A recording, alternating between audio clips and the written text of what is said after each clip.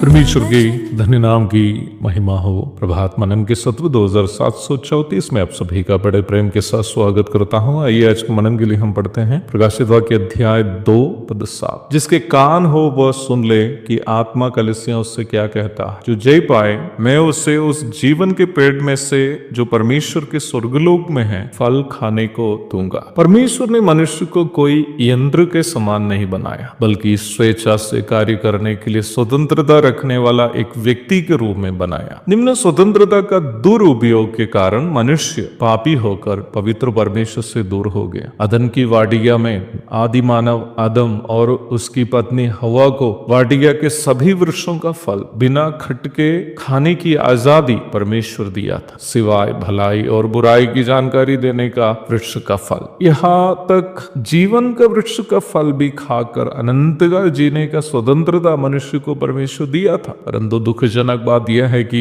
मनुष्य ने अपना स्वतंत्रता को उसी वृक्ष का फल खाने के लिए उपयोग किया जिसे खाने से परमेश्वर ने उसको मना किया। परिणाम स्वरूप मनुष्य मृत्यु के अधीन हो गए। उत्पत्ति के दूसरे एवं तीसरे अध्यायों में हम इस दुर्भाग्यपूर्ण घटनाओं को देखते हैं। पाप के कारण पवित्र परमेश्वर से दूर होकर परम मृत्यु अनंतकालीन आग की झील की ओर रफ्तार से बढ़ने वाले मनुष्य को उसके पापों से पवित्र करके परमेश्वर से पुनः मिलाने हेतु परमेश्वर के द्वारा तैयार किया गया परित्राण का पावन मार्ग है प्रभु यीशु मसीह, जो परमेश्वर का पूर्ण अवतार है। यीशु मसीह को अपना उद्धारकर्ता एवं प्रभु के रूप में मुंह से अंगीकार करते हुए मन में विश्वास करने वाला कोई भी पापी को परित्राण अथवा पाप क्षमा पूर्णतया सौजन्य रूप में आज उपलब्ध है। परमेश्वर का पवित्र शास्त्र ऊंची आवाज से कह रहा है, जिसके कान हो वो सुन ले। अर्थात इस परम सत्य को स्वीकारने या नकारने की आजादी तब तक मनुष्य को है जब तक परमेश्वर उसको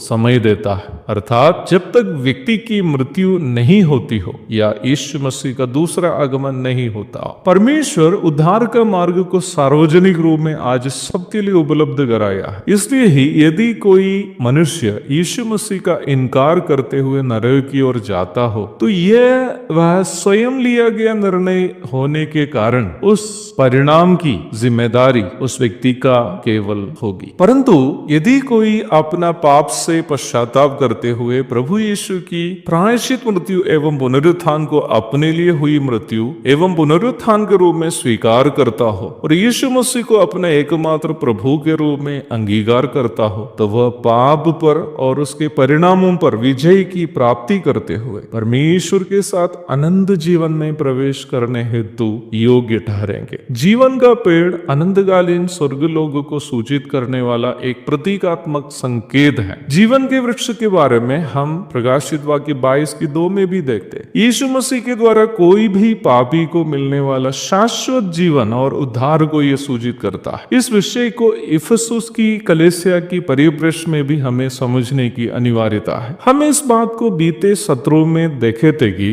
इफिसुस की कलीसिया में उन दिनों में झूठे शिक्षकों का सानिध्य था। बाद में इस कलीसिया पूर्णतया झूठी शिक्षाओं से प्रदूषित होकर बर्बाद भी हो गई। उद्धार का सही अनुभव हमें वचन की सही शिक्षा को मानने और उसके अनुसार अपने जीवन को सुधारने के लिए प्रेरित करता है, क्योंकि वचन की सही शिक्षा का पालन ही हमें यीशु मसीह के पवित्र स्वभावों के अनुरूप बदलता है। रोमी 6 की 17, इफिसियों अध्याय 4 की 14 से 16 तक। इसलिए ही वचन से और उपदेश से प्रेम नहीं करने वाला एक व्यक्ति ये दावा नहीं कर पाएंगे कि वह वास्तव में उद्धार पाया है। तो अवश्य ये याद रखे प्यारो, वचन की सही शिक्षा से हमारा प्रेम और उसे अपने जीवन में लागू करने के लिए हमारी तीव्र इच्छा एक स्पष्ट प्रमाण है कि हम वास्तव में उद्धार पाए। ऐसे लोग इस बात पर सुनिश्चित रहे कि वे एक दिन प्रभु के संग स्वर्ग में जीवन के पेड़ से फल को अवश्य चखेंगे। एक और शुभ दिन की धन्य कामनाओं के साथ आज का मनन में यहाँ समाप्त करता हूँ। प्रभु आप सबको आशीष दे। आमीन।